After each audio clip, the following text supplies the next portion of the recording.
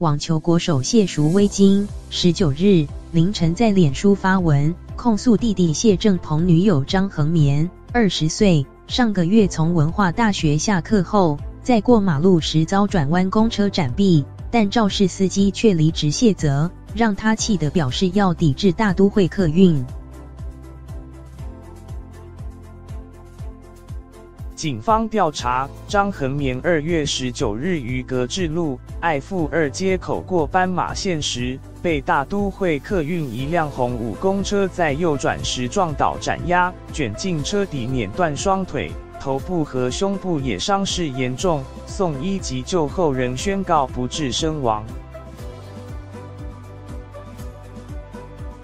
吕姓司机被依业务过失致死罪移送法办，经士林地检署复讯后，预令5万元交保。事隔2个月，经凌晨谢淑薇图在脸书指控撞死人谢责驾驶离职，所以司机是离职的时候发生意外撞死人，是闯下天大祸事的司机梦游了，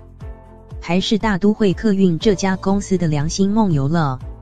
无奈表示，有多少人的生命欲是毁在驾驶人一个无心的举动下，更直呼要抵制大都会客运，严惩重罚肇事司机。谢淑薇提及，自己在台湾训练2周就差点被计程车撞到3次，就算走在斑马线上，司机也离自己不到3公分才停车，还比出下流手势。